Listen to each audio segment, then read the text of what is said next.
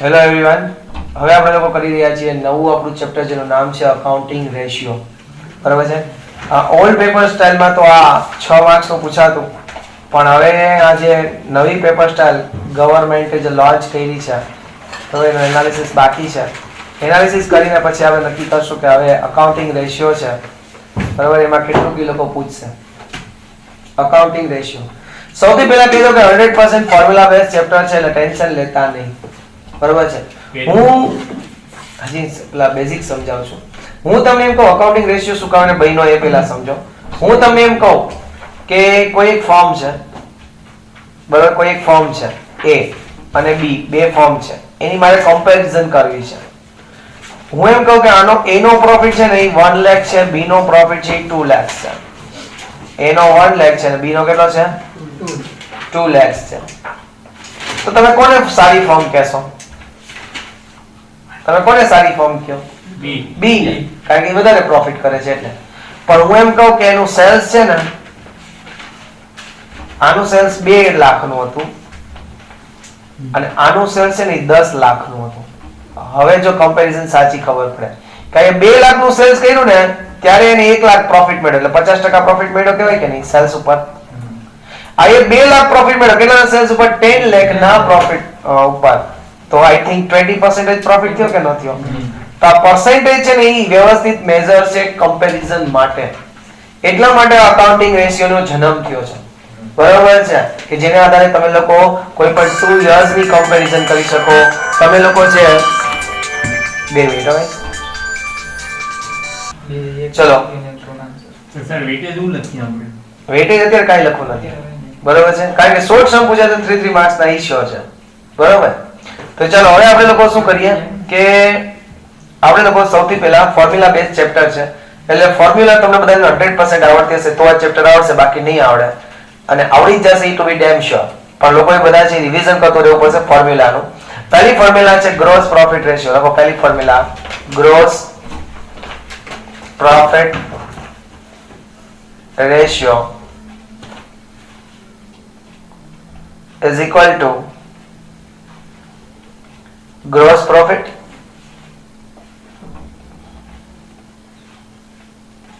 upon net sales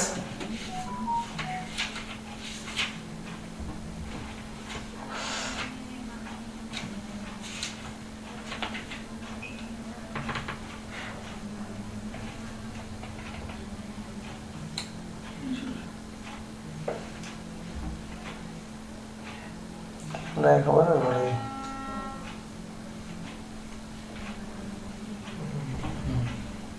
net sales into 100, gross profit upon net sales into 100. તો અહીંયા આપણે net sales નો મતલબ શું કાઢી શકીએ? sales minus sales return. net sales નો મતલબ શું થશે? sales minus sales return. ઘણી વખત એવું બનશે કે સમમાં તમને ગ્રોસ પ્રોફિટ આપ્યો નહીં હોય તો તમારે ગ્રોસ પ્રોફિટ ફાઇન્ડ કરવો પડશે. તો gross profit is equal two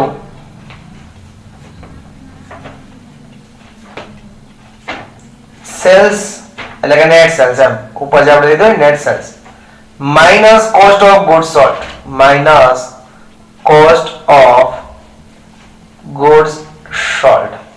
gross profit is equal to net sales minus cost of goods sold. Okay. હવે કોસ્ટ ઓફ ગુડ્સ સોલ્ડ નો મતલબ શું? માનો કે કોઈ વસ્તુ મેં 200 રૂપિયામાં વેચી છે અને મને મારી એક્ચ્યુઅલમાં કોસ્ટ એની 150 છે પરચેસ પ્રાઇસ, તો 50 રૂપિયા થી મારો ગ્રોસ પ્રોફિટ થશે. Gross profit is cost of goods sold is equal two શું થાય? તો કે મારી એક્ચ્યુઅલમાં પરચેસ કોસ્ટ અથવા તો મેન્યુફેક્ચરિંગ કોસ્ટ. ઘણી વખતે સમમાં એવું પણ બને ફ્રેન્ડ્સ કે કોસ્ટ ઓફ ગુડ્સ સોલ્ડ પણ ન આપ્યું હોય તો cost of goods sold is equal to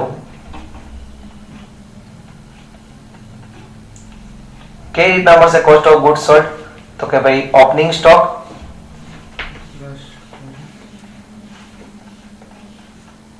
plus purchase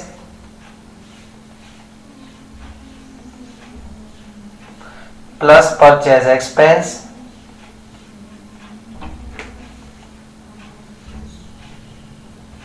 minus closing stock.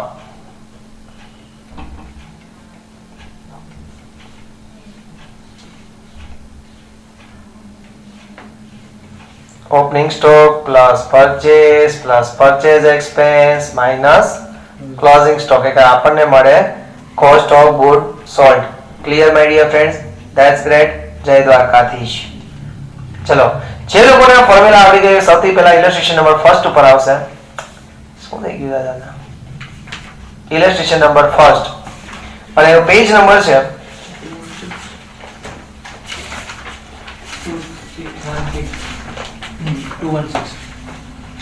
216. ઇલસ્ટ્રેશન number 1 અને પેજ નંબર છે એનું 216. Okay friends,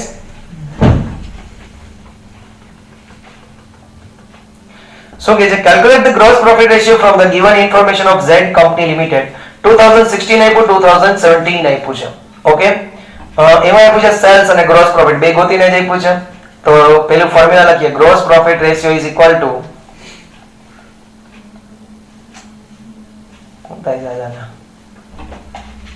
gross profit ratio is equal two શું થશે? Gross profit upon net sales into 100. Okay my dear friends, ચલો તો એ આપણે કરીએ 2016 નું. ગ્રોસ પ્રોફિટ કેટલો છે 2016 માં? 1,20,000. ઓકે, નેટ સેલ્સ કેટલું છે? 4,80,000 into 100, 25%. ઓકે,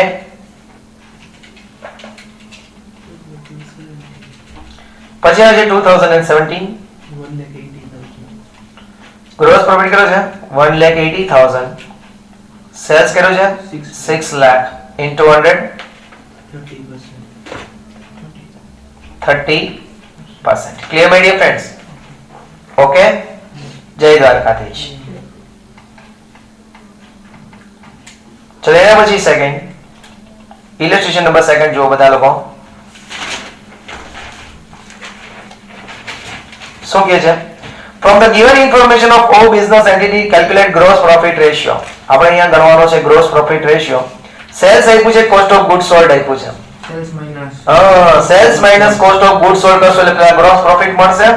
તો સૌથી પહેલા ગ્રોસ પ્રોફિટ ફાઇન્ડ કરો. ચલો શું થશે? Gross profit is equal two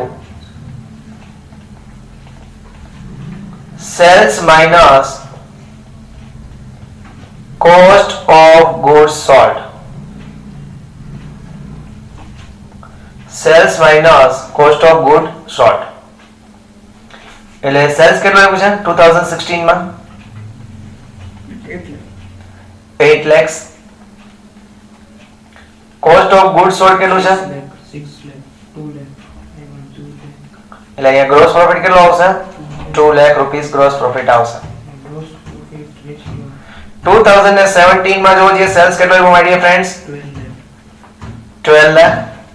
minus 10, અને કોસ્ટ ઓફ ગુડ સોલ્ડ કેટલો છે? 10 10 lakh, lakhs.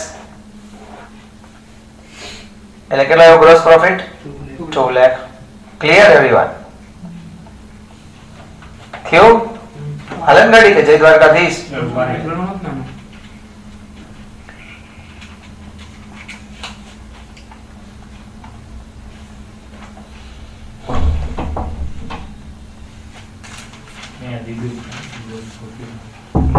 Gross profit ratio is equal to gross profit ratio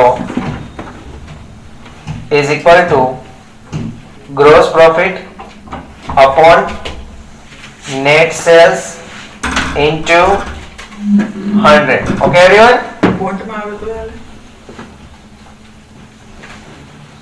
આવશે? હા આવશે. ચલો પહેલામાં 2016 કરીએ. 2 lakh divided તેનો ગ્રોસ પ્રોફિટ છે 2 લાખ. નેટ સેલ્સ કેટલો હતો? 8 lakh. ઇન્ટુ 100 કેટલા થશે? 25%. હે 25%.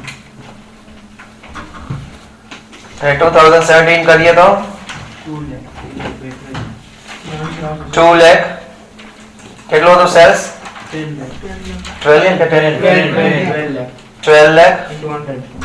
16.66 आंसर है। into 100 એટલે કેટલા થયા 16.66 16.67 કહી દઉં 12 lakhs ઓકે લેટ સર આમાં શું કારણ કે ગ્રોસ પ્રોફિટ આમાં નથી આપ્યું આગલા સમમાં આપ્યું હતું ગ્રોસ પ્રોફિટ જોઈ આગળનો સમ હતો ને એમાં જો ગ્રોસ પ્રોફિટ આપ્યું છે ઓલરેડી પણ આ સમમાં ગ્રોસ પ્રોફિટ નથી આપ્યું આમાં સેલ્સ અને કોસ્ટ ઓફ ગુડ્સ સોલ્ડ આપ્યું એટલે આપણે તો ગ્રોસ પ્રોફિટ પેલા ફાઇન્ડ કરવાનું ગ્રોસ પ્રોફિટ ગોતવું હોય તો sales minus cost of goods sold gross profit મળે ફોર્મ્યુલા સેશનમાં આપણે આખો જોઈ લીધો પછી આ કરવાનું હા પછી ફોર્મ્યુલા આપણી મેઈન આપણો આન્સર ગ્રોસ પ્રોફિટ રેશિયો છે એટલે gross profit divide by net sales into 100 એ આપણો મેઈન આન્સર છે ગ્રોસ પ્રોફિટ એ ગોતવાનો નેટ સેલ્સ એ ગોતવાનો ક્લિયર એટલે સેલ્સ ઇન નેટ સેલ્સ આ સમ માટે બાકી નેટ સેલ્સ હમણાં જો ઇલિસ્ટ્રેશન નંબર 3 માં ફરી જશે ચાલો ઇલિસ્ટ્રેશન નંબર 3 માં આવો ગાઈસ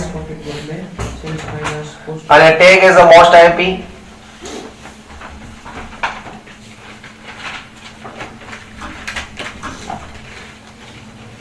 ચલો એમાં કરીએ છીએ ઇલિસ્ટ્રેશન 3 information of 2 years of Q company is as follow calculate gross profit ratio sales આપ્યું sales return આપ્યું opening stock purchase expense ને closing stock આપ્યું તો સૌથી પહેલા sales નું આપણે ગોતીએ net sales ગોતી લઈએ net sales શું ફોર્મ્યુલા હતી sales minus sales return sales minus sales return એટલે net sales મળે ને કારણ કે આમાં આ વખતે સેલ્સ રિટર્ન આપ્યું છે ફ્રેન્ડ્સ તો 2016 નું જોઈએ નેટ સેલ્સ સેલ્સ કેટલું છે 10,20,000 અને સેલ્સ રિટર્ન કેટલું છે માઈનસ 20,000 એટલે આઉટર માં કેટલા આવે ફ્રેન્ડ્સ 10 લાખ રૂપિયા આવે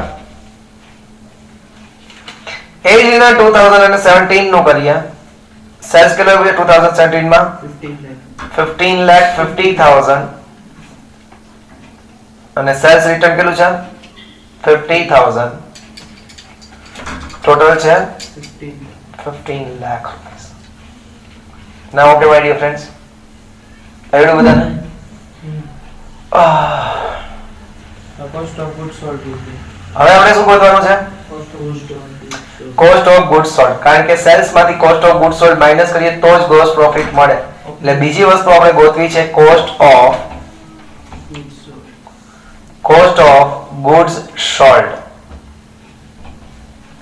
opening stock cost of goods sold કેમ મળશે આપણને opening stock plus purchase expense minus closing stock okay okay okay okay તો અહીં આપણે લખીએ ઓપનિંગ સ્ટોક નીચે નીચે લખજો એટલે શું છે વાંધો ન આવે opening stock plus purchase expense minus closing stock તો એના માટે આપણે 2017 ઓકે તો ચાલો 2016 માં ઓપનિંગ સ્ટોક કેટલાનો છે ફ્રેન્ડ્સ ઓપનિંગ સ્ટોક જુઓ કેટલાનો છે 1,40,000 પછી 2016 નું purchase 6 lakh plus 6 lakh purchase expense 30,000 minus closing stock કેટલું આવે 6 lakh 10,000 cost of goods sold આવ્યું 6 lakh 10,000 આવ્યું ફોર્મ્યુલામાં મૂકવાનો છે બીજામાં કાંઈ છે નહીં ચાલો 17 માં ઓપનિંગ સ્ટોક કેટલો છે 1,60,000 પરચેસ કેટલું છે 8 લાખ પછી પરચેસ એક્સપેન્સ કેટલો છે 40,000 અને ક્લોઝિંગ સ્ટોક છે 1,50,000 અને COGS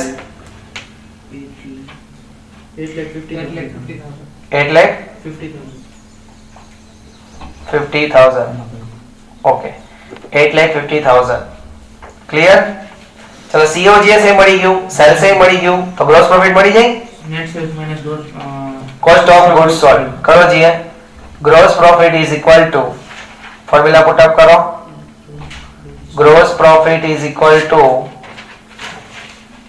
નેટ સેલ્સ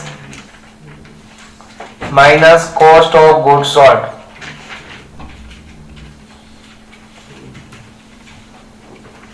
ચલો નેટ સેલ્સ કેટલું છે? નેટ સેલ્સ જો 16 નો કેટલો આવ્યો તો જોવો જે ઉપર 10 lakh. 10 લાખ 3 lakh. અને એનો COGS છે 6 6,10,000. તો અહીંયા કેટલા આવ્યા 3,90,000 રૂપીસ આવ્યા માય ડિયર ફ્રેન્ડ્સ. પછી 2017 15 lakh. નેટ સેલ્સ કેટલું છે 15 lakhs minus 850. minus 8,50,000 કેટલા થશે 6,50,000 રૂપીસ. આવી ગયો ગ્રોસ પ્રોફિટ મળી ગયો આપણને. હીરો એજી પાછળ જાઓ. 6,50,000 આવશે. આવી ગયો ગ્રોસ પ્રોફિટ 6,50,000. હવે રેશિયો મૂકીએ. હવે gross profit ratio is equal to gross profit ratio is equal to gross profit upon net sales into 100. આવી ગયું ને બધાને? ફોર્મ્યુલા બેઝ છે. ચલો 2016 નું કરીએ. ગ્રોસ પ્રોફિટ કેટલું છે 3,90,000. નેટ સેલ્સ કેટલું 10 lakhs into 100 એટલે 39%. ચલો એના પછી 2017 માં જુઓ 6,50,000 15 lakhs ને 43.34% આવશે. into 100 કેટલા 43.33. 43.33%. આવડું બધાને એવરીવન યો જય દ્વારકાધીશ. ઓકે એના પછી એક્સરસાઇઝ નો સમ છે ને ઈ તમારે અહીંયા બેસીને કાઉન્ટ કરવાનો છે બધાએ. એક્સરસાઇઝ નો નહીં એના જેવો છે પણ હું કાલ કરાવીશ. થઈ જાવ સાહેબ. નહીં કાલ કરાવીશ. મારે એમાં સમજાવું છે. એક્સરસાઇઝ નો સમ નંબર 4 બધા બેસીને અહીંયા કરશે. એમાં ત્રણ સિચ્યુએશન છે. એક્સરસાઇઝ નો સમ નંબર 4 અને એના પેજ નંબર છે ગાઈસ 246. ત્રણ અલગ અલગ સમ આપ્યા છે. જુઓ આપણે જેટલા વધારે સમ કરશું એટલી વેલી ફોર્મ્યુલા આપણને યાદ રહેશે. હા ત્રણ સિચ્યુએશન કરવાની. પહેલા હું સમજાવી દઉં. પહેલું જો ડિટરમાઇન ગ્રોસ પ્રોફિટ રેશિયો. પહેલામાં સેલ્સ ને ગ્રોસ પ્રોફિટ આપ્યું મળી જાય. Gross profit divide by sales into 100. પહેલું તો ઈઝી. બીજી સિચ્યુએશન કે છે કે સેલ્સ ને કોસ્ટ ઓફ ગુડ્સ સોલ્ડ. તો શું કરશું sales minus cost of goods sold કરશું એટલે પ્રોફિટ મળી ગયો ગ્રોસ પ્રોફિટ. પછી ફોર્મ્યુલામાં મૂકી દે gross profit divide by sales into 100. Clear. ત્રીજી સિચ્યુએશન છે સેલ્સ આપ્યું છે સેલ્સ રિટર્ન આપ્યું એટલે પહેલા નેટ સેલ્સ મળશે. Net sales minus sales return એટલે નેટ સેલ્સ મળી ગયું. એના પછી ઓપનિંગ સ્ટોક આપ્યો પરચેઝ એક્સપેન્સ આપ્યો અને ક્લોઝિંગ સ્ટોક આપ્યો એટલે કોસ્ટ ઓફ ગુડ્સ સોલ્ડ મળ્યું. Cost of goods sold is equal to opening stock plus purchase expense minus closing stock. અને સેલ્સ માંથી cost of goods sold minus કરો એટલે શું મળે ગ્રોસ પ્રોફિટ. અને ગ્રોસ પ્રોફિટ હવે આપણે ફોર્મ્યુલાનો ઉપયોગ કરીએ gross profit ratio is equal to gross profit divide by net sales into 100 થઈ જશે. ઓકે ફટાફટી સમ અહીંયા બેસીને પૂરો કરો. ચલો ભાઈ.